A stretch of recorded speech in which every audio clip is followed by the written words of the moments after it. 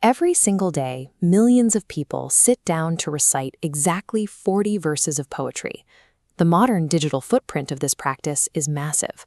Audio recordings of the hymn, most notably the version produced by T-Series founder Gulshan Kumar, have racked up billions of plays across digital platforms. We have a text composed in the 16th century in Awadhi, a regional dialect of Hindi, dominating global audio streams in the 21st century. This raises a question of utility.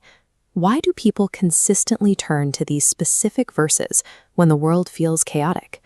The answer lies in how the poem categorizes specific virtues. We can view the Hanuman Chalisa as a framework for a spiritual archetype, structured around three distinct traits. The first requirement is the physical capacity to face down external threats. But physical capability requires direction.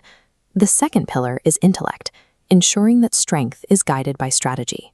Finally, a moral anchor directs this capability towards selfless action rather than personal gain.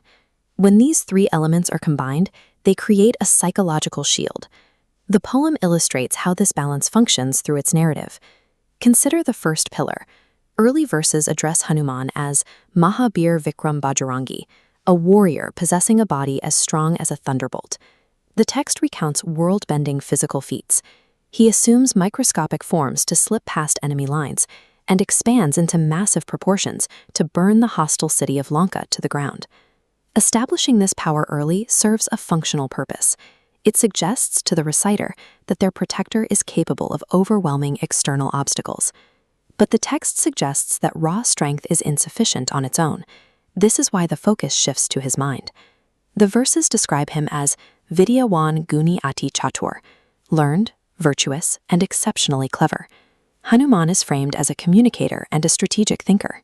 He negotiates and observes, solving complex problems before he ever raises a weapon.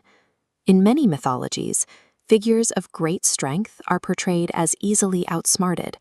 The Chalisa breaks that pattern, requiring both physical dominance and intellectual capability in equal measure. However, even an intelligent, unstoppable being still requires a moral compass. This brings us to the final pillar, absolute surrender. The verses define him as Ram Kaj Karbe Ko Atur, forever eager to execute the work of Lord Rama.